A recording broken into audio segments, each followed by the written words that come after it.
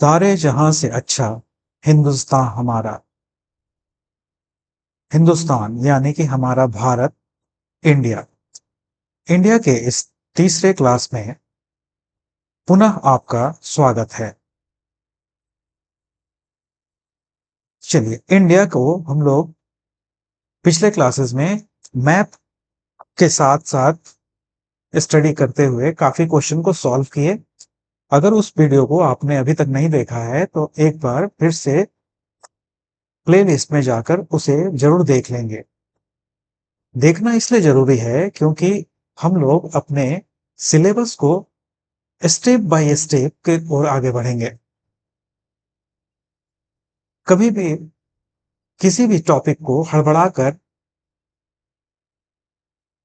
कि कुछ यहां से पढ़ लिए, कुछ वहां से पढ़ लिए, कुछ वहां से पढ़ लिए, ऐसा नहीं, बिल्कुल नहीं। है ना? जैसे संगीत एक लय में, एक सुर में अच्छा लगता है, वैसे ही एक स्मार्ट स्टडी बहुत सुरीले तरीके से, मतलब क्रमवार पढ़ने में ज्यादा अच्छा, ज्यादा बेहतर, या कहें तो इससे बेहतर हो ही नहीं सकता।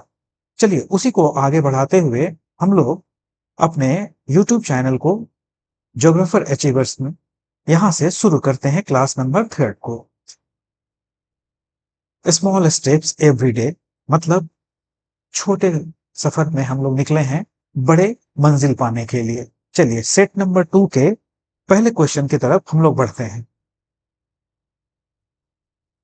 पहला क्वेश्चन है, क्षेत्रफल के आधार पर भारत एशिया का डैश बड़ा देश है।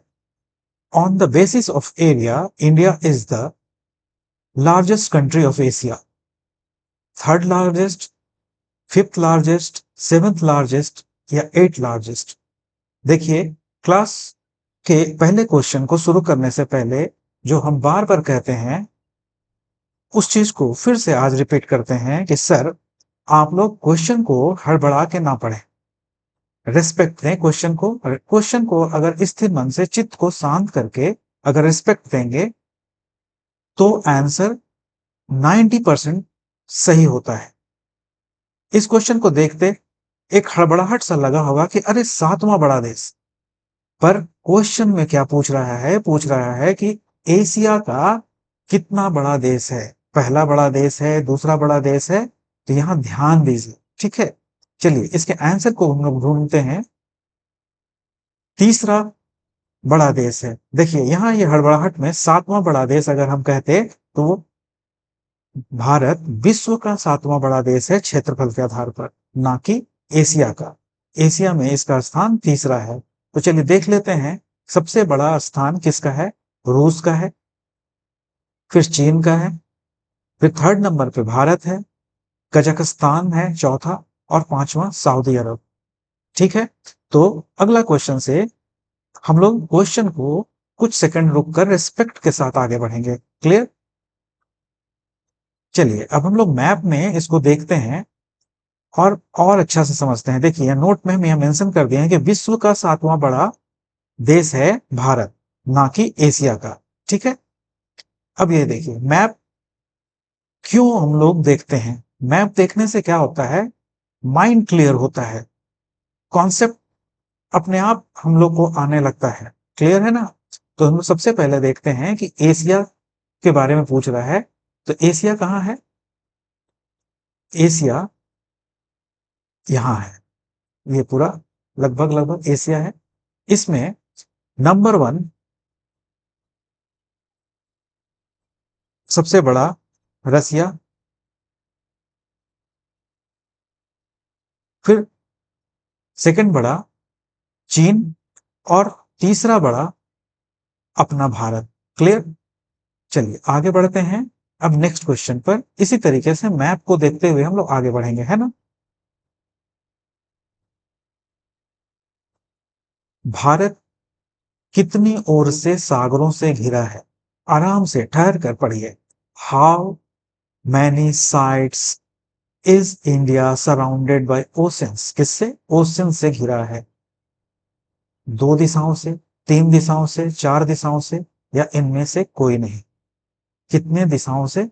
चलिए फिर से मैप का हम लोग सहारा लेते हैं और देखते हैं कि क्या सच में 3 दिशाओं से ये घिरा है।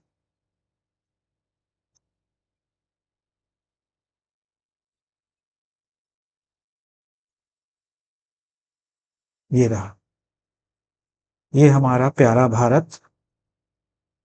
देखिए क्लियर दिख रहा है कि इसके पश्चिम में अरब सागर है, इसके पूरब में बंगाल की खाड़ी है और दक्षिण में हिंद महासागर है। तो ये 3 तरफ से सागरों से घिरा स्पष्ट रूप से दिख रहा है। फिर इधर तो हिमालय पहाड़ है, क्लियर है। तो ये मोटा मोटी क्लियर कट में 3 तरफ से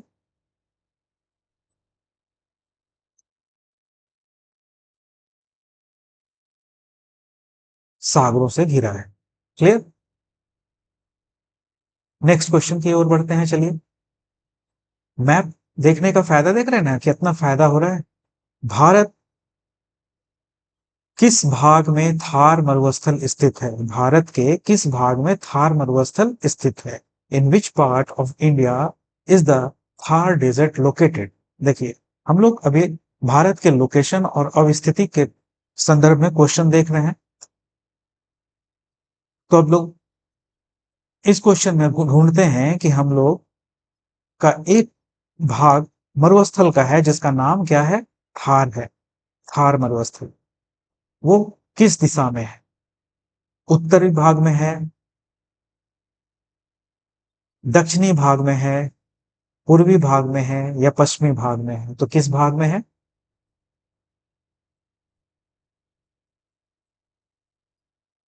4 नंबर, पश्चिमी भाग में है। क्या सच में पश्चिमी भाग में है? इसको भी हम लोग मैप में ढूंढते हैं। देखिए क्लियर दिख रहा है, उत्तर, दक्षिण, पश्चिम, पूरब। ठीक है, पश्चिम, तो ये पश्चिम। तो इसका आंसर हम लोग को पता चल गया कि क्या है, थार कहाँ है? थार पश्चिम में स्थित है भारत के। अगर यही पूछा जाता कि उत्तर में कौन सा भाग है, तो भाई हिमालय पहाड़ है। मध्य में कौन सा भाग है? तो सर नॉर्दर्न प्लेन है, मतलब मध्यवर्ती मैदान। इसके पूरे मध्य में कौन सा जगह है? तो सर दक्कन प्लेट्यू है, दक्कन का पठार। ये ठहरा पश्चिम भाग, तो ये पश्चिम घाट है, ये कोस्टल लाइन। ये जो पूरा ग्रीन वाला, और ये जो पूरा ग्रीन वाला वी शेप में बन रहा है, और ये ईस्टर्न। क्लियर। अब हम लोग से किसी भी तरीके से क्वेश्चन पूछेगा, हम लोग आराम से बता देंगे कि उत्तर में क्या है, मध्य में क्या है। देखिए मैप का मजा।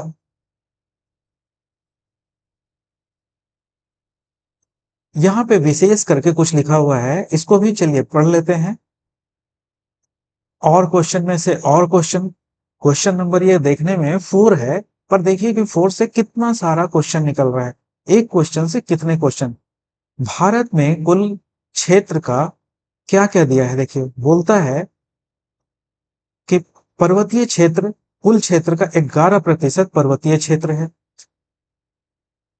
दिख रहा है ना?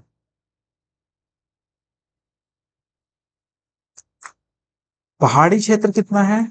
18%। पठारी क्षेत्र कितना है? 28%। और मैदानी 43%। एक नया कॉन्सेप्ट मिला।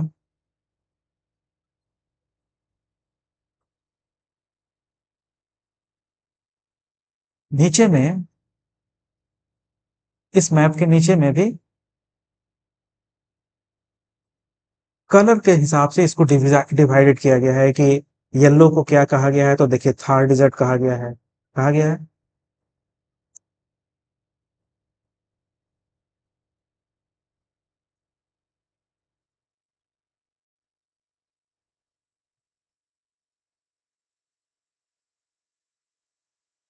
सारे को यहाँ दिखाया गया है कि हिमालय को किस कलर से है, वेस्टर्न घाट, ईस्टर्न घाट को ग्रीन कलर से दिखाया गया है। क्लियर? इसको आराम से फिर देखेंगे, स्क्रीनशॉट कर लीजिएगा, या क्लास के बाद तो फिर पीडीएफ भी आप लोगों को मिल ही जाता है।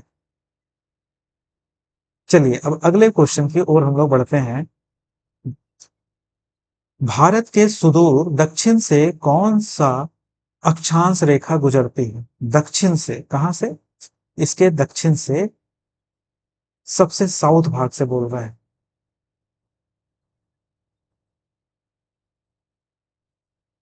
8 डिग्री 4 मिनट उत्तर से, 37 डिग्री 6 मिनट उत्तर से, 82 डिग्री 32 मिनट पूरब से, 8 डिग्री 4 मिनट दक्षिण से।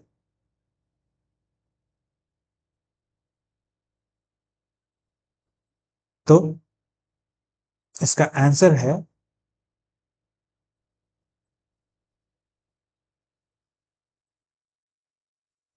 8 डिग्री 4 मिनट उत्तर से।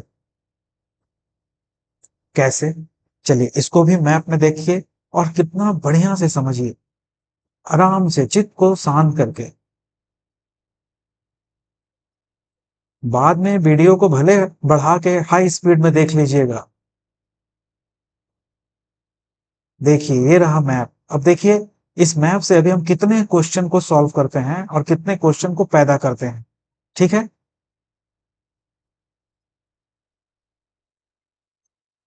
क्वेश्चन में पूछा गया है दक्षिण को, देखिए यही है।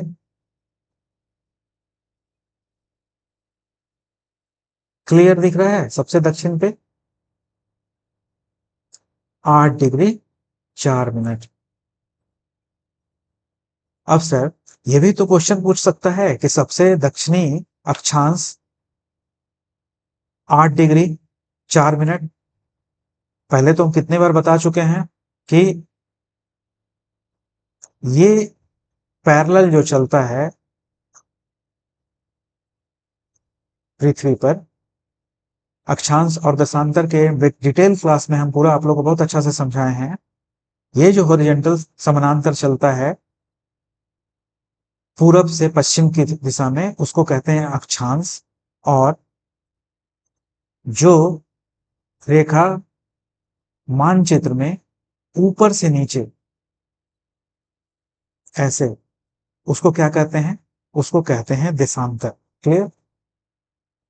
अब यहां पे हम लोग पूछा है कि अक्षांश के बारे में कि सबसे साउथ में कौन सा है, तो क्लियर दिख लिया 8 डिग्री 4 मिनट। अब चलिए यही से अगले प्रश्न को हम लोग बनाते हैं कि इसके भाई अगर उत्तर, सबसे उत्तर में अक्षांश कौन सा है, तो क्या हम लोग बताएंगे?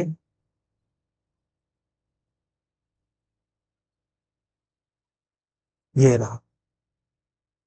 अगर ये प्रश्न पूछा जाए कि भारत के सुदूर उत्तर से, सबसे उत्तर से, तो देखिए यहाँ पे इस मैप में क्लियर कर दिया गया है।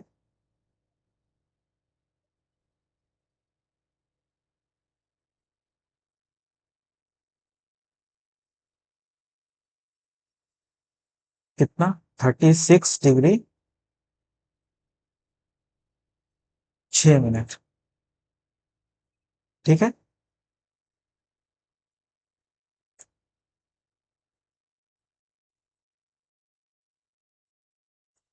अब सर ये भी तो प्रश्न पूछा जा सकता है कि सबसे पूरब से और सबसे पश्चिम से। ठीक है?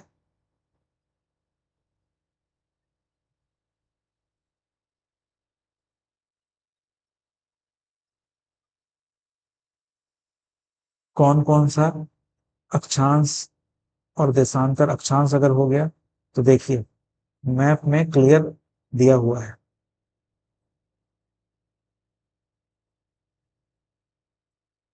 दिख रहा है ना? जूम करेंगे तब दिखेगा। ये देखिए 68 डिग्री 7 मिनट। अगर प्रश्न पूछा जाए कि भारत के सबसे सुदूर पश्चिम से कौन सा देशांतर गुजर रहा है, तो कौन सा देशांतर गुजर रहा है? 68 डिग्री 7 मिनट पूर्वी देशांतर। और यही प्रश्न अगर यहां पूछा जाए कि सबसे सुदूर पूरब में कौन सा देशांतर भारत को स्पर्श करते हुए गुजर रहा है, तो 97 डिग्री 25 मिनट पूर्वी अक्षांश। ठीक है, चलिए आगे बढ़ते हैं हम लोग इस प्रश्न को छोड़ के अगले प्रश्न की ओर। निम्नलिखित यामोत्तर में कौन सा भारत का मानक यामोत्तर है? 60 डिग्री 30 मिनट पूर्व, 82 डिग्री 30 मिनट पूर्व, 90 डिग्री 30 मिनट पूर्व, 75 डिग्री 30 मिनट पूर्व। अक्षांश देशांतर के क्लास में इसको हम लोग पहले भी पढ़ चुके हैं। चलिए इसका आंसर दीजिए, कौन सा मानक है? 82 डिग्री 30 मिनट पूरब, है ना। इसको देखिए, इसको भी हम लोग इस मैप में देख लेते हैं, यही है। इसको भी जूम करके आराम से देखिए, मानक यमोत्तर भारत के मध्य से गुजरने वाला रेखा देखिए, गुजर रहा है ना, ठीक भारत के मध्य से। यह भी प्रश्न पूछा जाता है कि भारत के किन किन राज्यों से होकर यह मानक यमोत्तर गुजरता है। ठीक है, अब आप पूछेंगे सर ये मानक यमोत्तर है क्या, है ना, पूछ सकते हैं। नहीं दिमाग में आया है तो आपको आना चाहिए ये बात कि सर आखिर ये क्या चीज है। तो चलिए इसको भी हम लोग देख लेते हैं। इस क्वेश्चन से देखिए कितने सारे मैटर यहां निकलेंगे, सारे के सारे बाद में इस पीडीएफ में पढ़ते रहिएगा, पर यहां समझ लीजिए कि भारत का मानक यामोत्तर यानी 82 डिग्री 30 मिनट पूर्वी देशांतर उत्तर प्रदेश के मिर्जापुर से, ये प्रश्न एक निकला। ये भी क्वेश्चन पूछा जा सकता है कि मध्य एवं उत्तर भारत के किस जगह से होकर, तो मिर्जापुर से, है ना। कभी कभी ये इलाहाबाद भी लिखा रहता है, पुराना नाम, गुजरता है इसी देशांतर रेखा के आधार पर। क्या होता है, भारत में भारतीय मानक समय की गणना की जाती है। क्लियर, इसी से भारत का समय का गणना किया जाता है। अब हम लोग दूसरे पॉइंट पे भी देखते हैं, भारतीय मानक समय के बारे में कुछ और बातें, है ना। जो मानक समय है भाई, यह मानक समय है क्या, चलिए इसको भी जान जाते हैं। तो भारत का मानक समय ग्रीनविच टाइम से 5.5 घंटा आगे है। अगर आपको अक्षांश देशांतर वाला क्लास याद होगा या नहीं देखे हैं तो पुनः जरूर जाके प्लीज देख लीजिएगा। उसमें बहुत स्पष्ट तरीके से समझाए हैं कि कैसे 5.5 घंटा आगे है ना। चलिए आगे बढ़ते हैं। मानक भारत का मानक समय पूरे देश में एक ही समय पर लागू होता है। ठीक है, नेक्स्ट, भारत के मानक यामोत्तर को इसलिए मानक माना गया है क्योंकि यह देश के लगभग केंद्र से होकर गुजरता है। केंद्र से होकर गुजरता है ना। देखिए इस मैप में देख लीजिए इस चीज को, कहाँ गया, देखिए भारत के बिल्कुल मध्य से ये गुजर रहा है, देख रहे हैं। ये रेखा पे ध्यान दीजिए, यही है मानक यमोत्तर, है ना, 82.82 डिग्री। क्लियर, याद रखिएगा इसको, बहुत इंपॉर्टेंट क्वेश्चन है। इसको हम लिख देते हैं, वेरी इंपॉर्टेंट। ये पूरा मैप ही बहुत इंपॉर्टेंट है। एक मैप से देखिए कितना सारा क्वेश्चन निकल रहा है।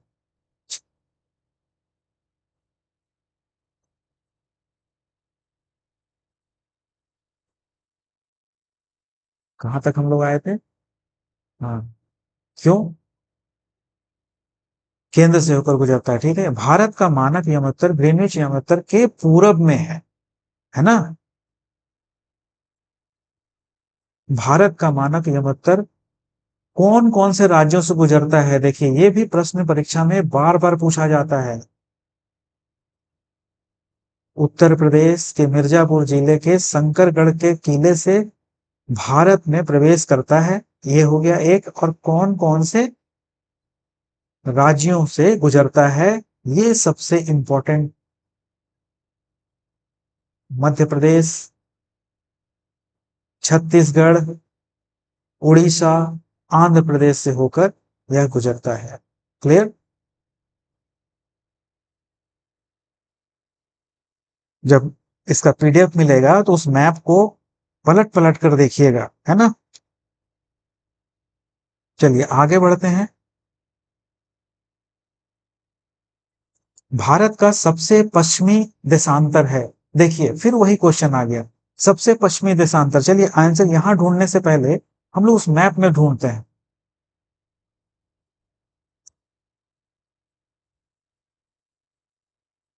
चला गया मैप, ये पश्चिमी, सबसे जल्दी तो पश्चिमी में,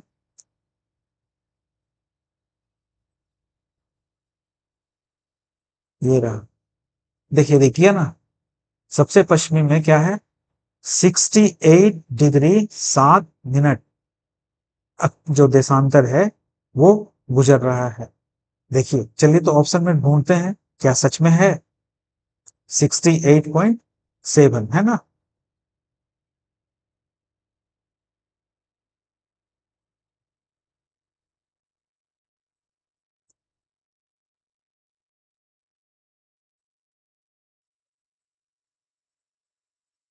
ये रहा, देखिए ऑप्शन नंबर 2। क्लियर है? मैप में भी देख लिए, पन्ना पलट के फिर से देख लिया कीजिएगा मैप को। अब देखिए, इस संदर्भ में भी लिखा हुआ है, भारत का सबसे पश्चिमी देशांतर।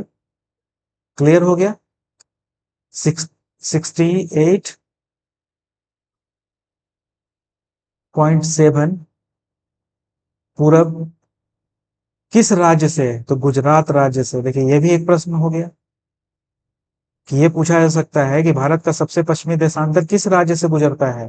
तो गुजरात राज्य से गुजरता है। देख रहे हैं ना, एक प्रश्न से कितना प्रश्न निकल रहा है।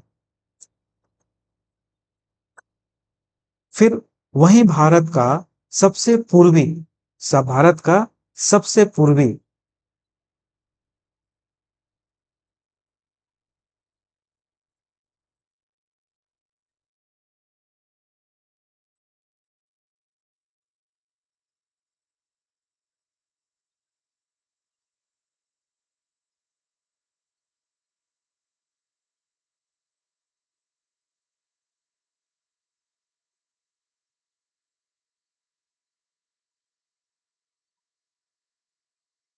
ये हुआ सबसे पश्चिमी और ये हुआ सबसे पूर्वी। अब यहां से भी प्रश्न आ सकता है, आ सकता है ना। अगर आपसे पूछ दिया जाए कि सबसे सुदूर, तो हम लोग इस ऑप्शन को पकड़ेंगे, पकड़ेंगे ना। एक क्या निकला, अरुणाचल प्रदेश सबसे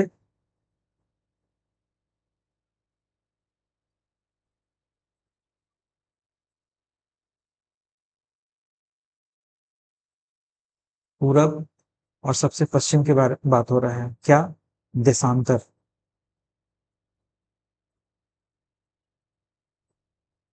है ना। कितना डिग्री?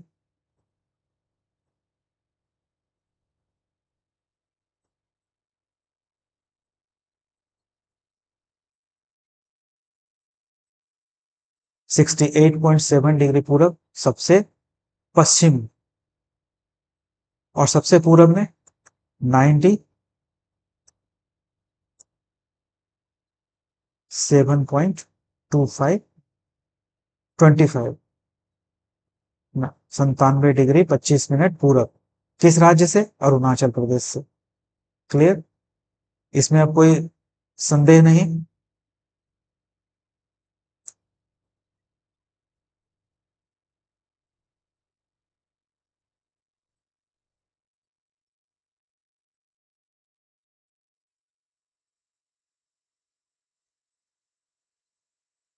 भारत का सबसे पश्चिमी देशांतर क्लियर हो गया है तो?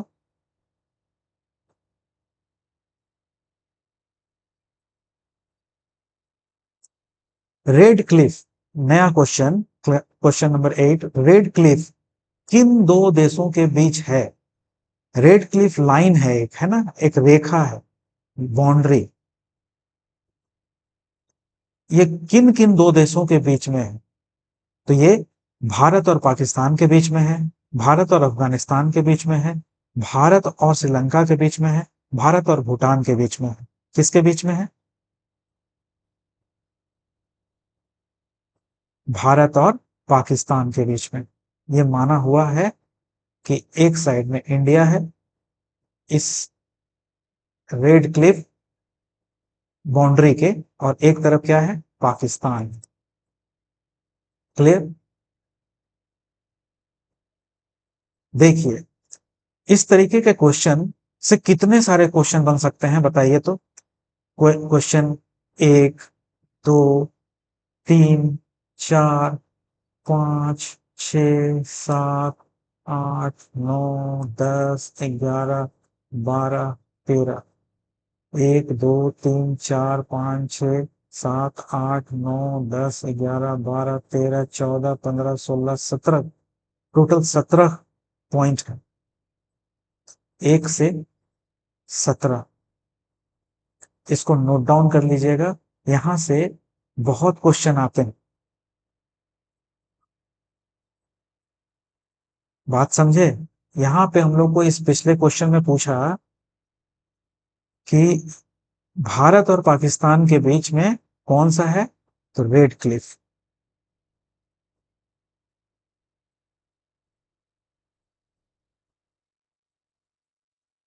है, भारत और पाकिस्तान। यह भी प्रश्न पूछा जा सकता है कि मैकमोहन किन दो देशों के बीच में है? इंडिया और चाइना के बीच में। मैगिनॉट जर्मनी और फ्रांस के बीच में। देखिए, इसको याद कर लीजिएगा। ब्लू लाइन लेप्सन और इसराइल के बीच में। दिख रहा है ना? इस तरीके से सारे को स्क्रीनशॉट कर लीजिएगा या बाद के पीडीएफ में देखिएगा। देखिए, एक प्रश्न से कितने प्रश्न यहाँ निकल रहे हैं। अब नया क्वेश्चन है, मालाबार तट, जो कोस्टल रीजन है ना, मालाबार तट किन दो राज्यों के बीच में है? गुजरात व गोवा के मध्य, गोवा व कन्याकुमारी के मध्य, नेल्लोर व कन्याकुमारी के मध्य, गंगा डेल्टा व कन्याकुमारी के मध्य।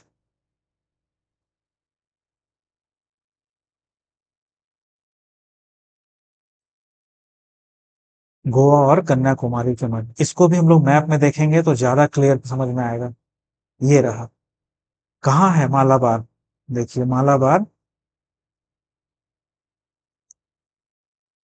यहाँ है। गोवा कहाँ है? ये रहा गोवा। और यहाँ नीचे कन्याकुमारी तक, देख रहे हैं ना? इसलिए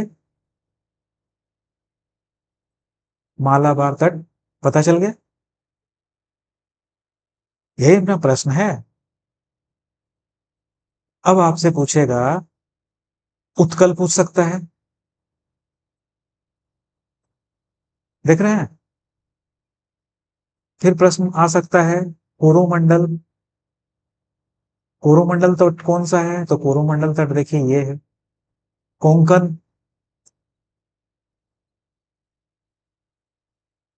काठीवाड़, कच्छ। देख रहे हैं? मैप देखकर पढ़ने से कितना पता चल गया। यहां सिर्फ मालाबार के बारे में पूछा गया था, है ना, ये एरिया।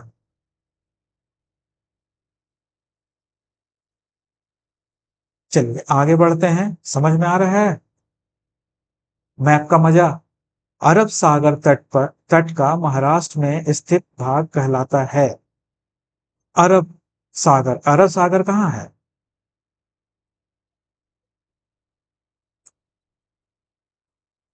एक, कोंकण। अभी हम लोग पिछले मैप में ही देखे, यही ना चीज देखे। चलिए तो एक बार फिर से देखते हैं उस मैप को।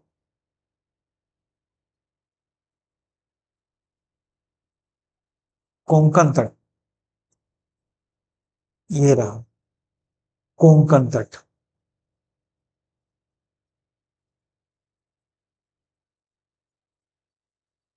है, क्लियर है। ये देखिए, ये लकीर, ये एरिया कोंकण तट है। यही ना प्रश्न है। क्यों? क्योंकि अरब सागर कहाँ है? अरब सागर यहाँ है। पिछले एक प्रश्न में हम लोग पढ़े ना कि अरब सागर इधर है, बे ऑफ बंगाल कहाँ है? इधर है। पढ़े? तीन दिशाओं में सागरों से घिरा है, इधर हिंद महासागर है। देख रहे हैं ना?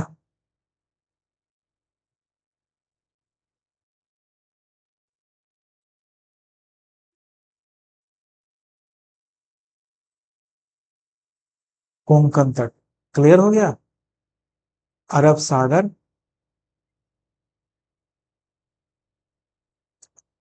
और महाराष्ट्र में स्थित। चलिए आगे बढ़ते हैं नेक्स्ट क्वेश्चन पर। अब देखिए दर्रा, यानी कि पास। अब आप बोलिएगा कि सर एक ही दिन में आप क्या क्या बता रहे हैं, तो देखिए हर वीडियो को आराम से रिवाइंड कर करके देखिएगा, पीछे जा जा के देखिएगा, तो समझ में आएगा कि नोट्स से कितना भी पढ़ लीजिए, एक रटने से कॉन्सेप्ट क्लियर नहीं होगा, पर एक मैप को देखिएगा तो आपका सारा कॉन्सेप्ट क्लियर होते चला जाएगा। अब देखिए दर्रा, दर्रा क्या होता है? पहाड़ों के बीच में, जैसे मान लीजिए ये पहाड़ है ना?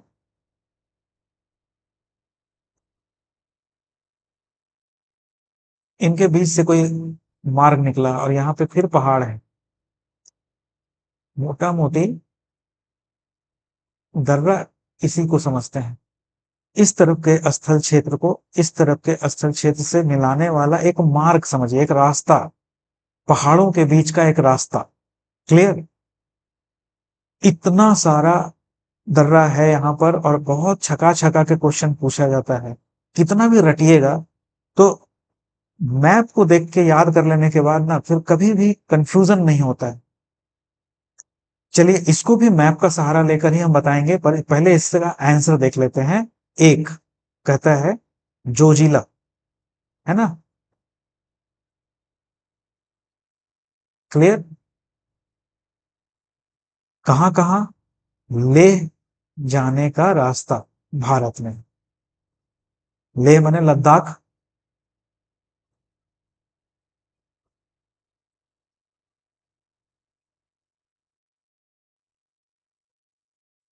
ये रहा मैप।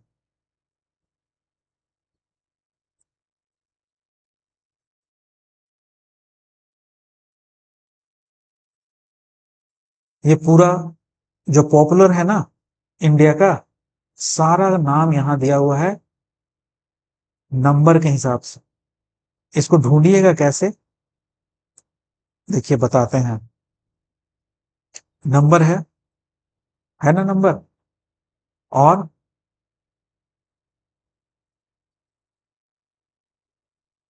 ये देखिए, जैसे एक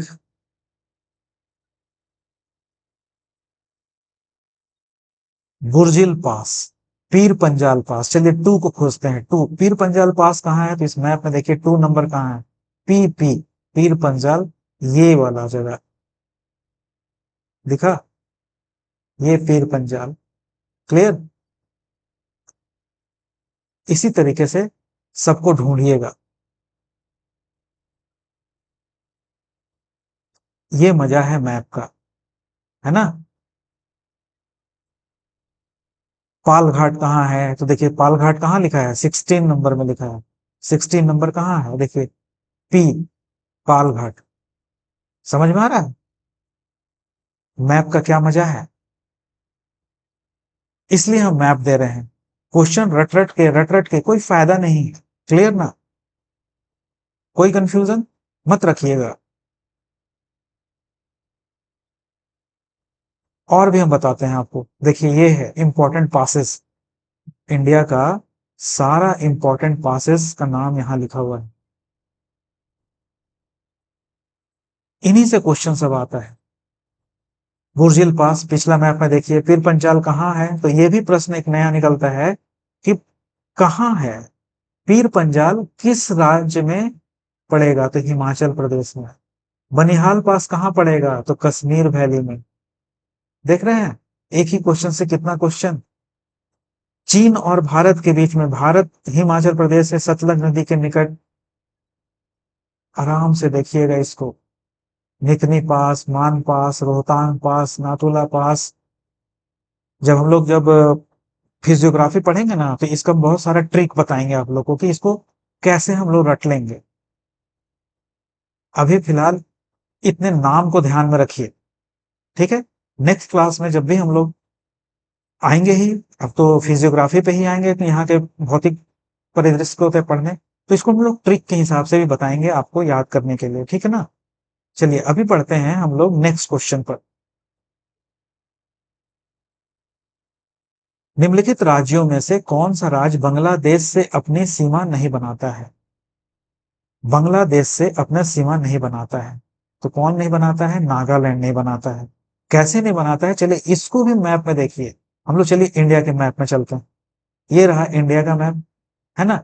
और ये भाग में क्या है, इसको अगर हम लोग कलर कर देते हैं, ये है बांग्लादेश, है। अब देखिए मिजोरम यहां है, इस जगह पे टच कर रहा है, कर रहा है ना।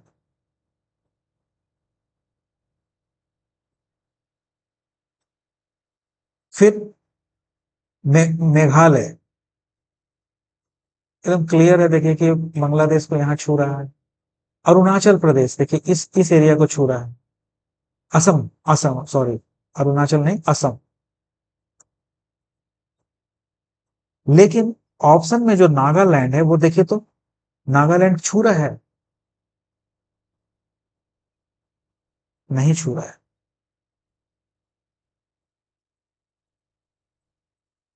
क्योंकि नागालैंड देखिए यहां है और बांग्लादेश यहां है। तो मतलब इसका आंसर समझ में आया मैप देखकर। जी सर, बिल्कुल आया समझ में, है ना। इसमें कोई कंफ्यूजन तो है ही नहीं, यही क्लियर हो गया। तो ऑप्शन में मिजोरम नहीं होगा, असम नहीं होगा, मेघालय नहीं होगा, क्या होगा, नागालैंड होगा, जो बांग्लादेश से अपनी सीमा नहीं बना रहा है। देख रहे हैं इतने कम क्वेश्चन में हम लोग कितने सारे क्वेश्चन को देख लिए, सिर्फ मैप के हेल्प से। अंडमान और निकोबार को कौन सा जल क्षेत्र अलग करता है। 11 डिग्री चैनल, मन्नार की खाड़ी, 10 डिग्री चैनल, अंडमान सागर, है ना। तो कौन करता है, 3, 10 डिग्री चैनल। ये यहां पर है भारत के नक्शा में, बंग अंडमान निकोबार। और ये पूरा अंडमान निकोबार का मैप दिया गया है, जो अभी बहुत छोटा में दिख रहा है। इसको जूम करेंगे तो बहुत क्लियर कट में दिखेगा। और जो हम लोगों से पूछा गया है क्वेश्चन में कि 10 डिग्री चैनल, तो देखिए ये है ना। चलिए इसको बड़ा स्क्रीन में देख लेते हैं हम लोग।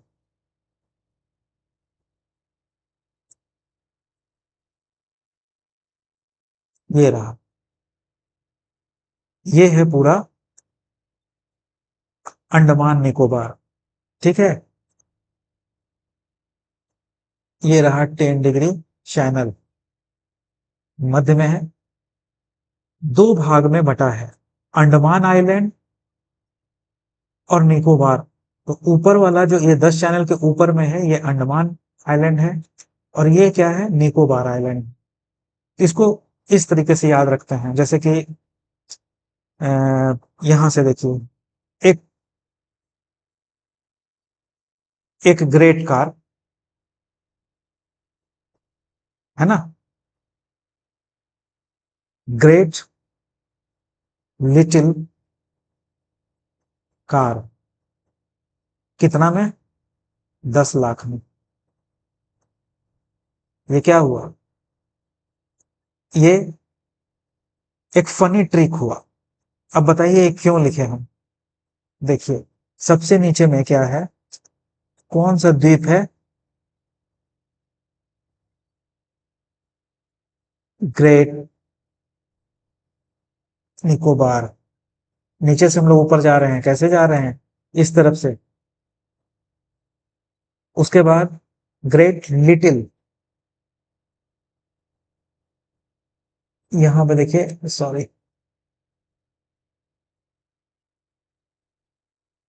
ग्रेट लिटिल, तो लिटिल निकोबार हो गया।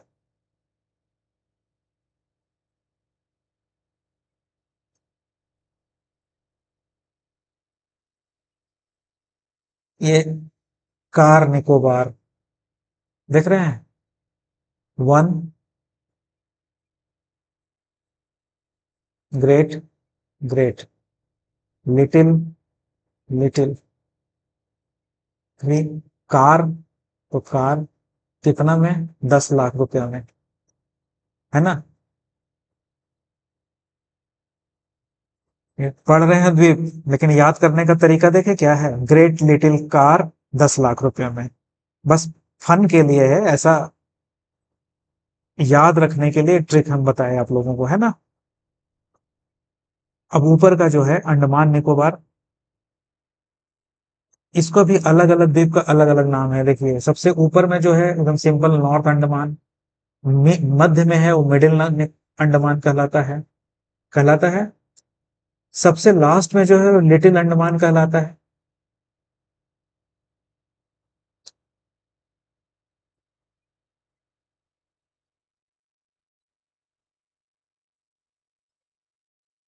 और ये वाला साउथ अंडमान कहलाता है। कभी कभी बड़े एग्जामिनेशन में ये सीक्वेंस भी पूछ देता है कि क्रम से सजाओ नॉर्थ से साउथ, किसको? अंडमान को। क्रम से सजाओ निकोबार को। अब लिख देगा कैसे? साउथ से नॉर्थ।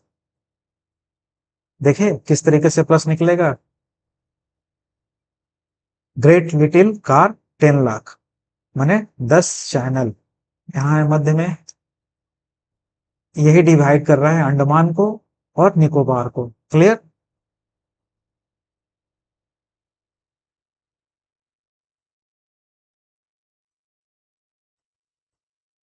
यहाँ पे भी पूरा डिटेल हम दिए हैं, इसको भी स्क्रीनशॉट कीजिएगा या पीडीएफ में देख लीजिएगा। दोनों को हम बांट दिए हैं, ये बाद के क्लास में देखेंगे।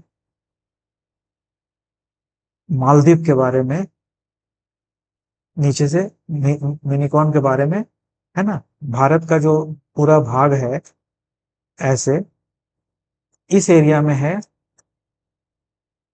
लक्षद्वीप, और इस एरिया में है जो जो द्वीप का सीक्वेंस है ना, वो जो सीक्वेंस बताए, इधर है अंडमान। तो ये लक्षद्वीप को है, इसको हम लोग नेक्स्ट क्लास में कभी देखेंगे। और ये पूरा अंडमान का, निकोबार का डिटेल। क्लियर? देख लीजिएगा, उसी तरीके से है। सबसे लास्ट में देखिए, है इंदिरा पॉइंट है।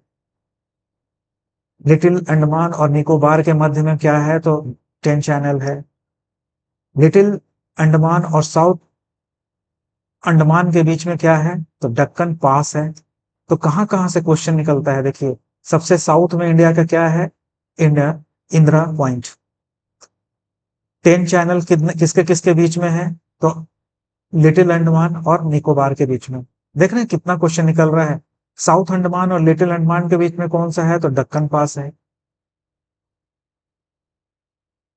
इसलिए इसको वीडियो के बाद में या पीडीएफ पे में पढ़िएगा, और यहां से भी डिटेल सारा चीज एक बार पढ़ लीजिएगा। बहुत हेल्पफुल है, इससे बहुत सारे क्वेश्चन निकलेंगे। क्लियर? बढ़ते हैं नेक्स्ट क्वेश्चन की ओर। भारतीय उपमहाद्वीप में कौन सा देश सम्मिलित नहीं है? भारतीय उपमहाद्वीप में कौन सा देश सम्मिलित नहीं है? म्यांमार नहीं है।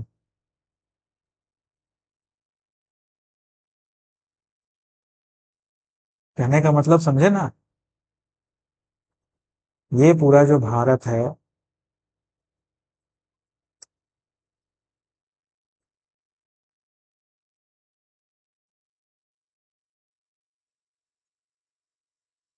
यहाँ पर है भूटान, यहाँ पर है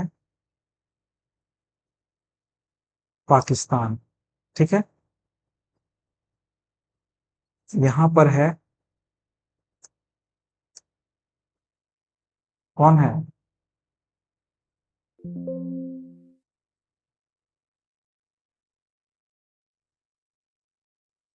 ये है बांग्लादेश। क्लियर? और म्यांमार जो है वो बहुत दूर है, भारत के स्थल से थोड़ा दूर है। क्या? म्यांमार। तो यही क्वेश्चन है कि भारतीय उपमहाद्वीप में कौन सा देश सम्मिलित नहीं है? तो ये सम्मिलित नहीं है, जिसका कि नाम क्या है? इसको हम लोग बर्मा भी कहते हैं। क्लियर? ये सम्मिलित नहीं है। चलिए नेक्स्ट क्वेश्चन की ओर बढ़ते हैं। भारत के पूर्वी घाट और पश्चिमी घाट, है ना, भारत का जो पूर्वी घाट है,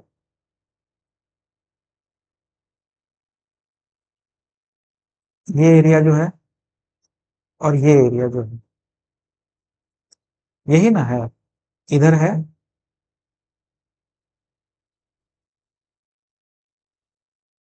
पश्चिमी घाट और ये है पूर्वी घाट।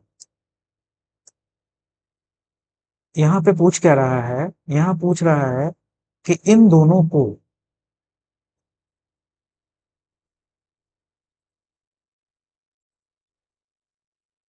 मिलाने वाला एक पर्वत है, उसका नाम क्या है? उस पर्वत का नाम है नीलगिरी। ये बहुत इंपॉर्टेंट क्वेश्चन है ये। Nilgiri most most important question. ये हर छोटे से छोटे एग्जामिनेशन में, हर बड़े से बड़े एग्जामिनेशन में पूछता ही पूछता है। क्लियर?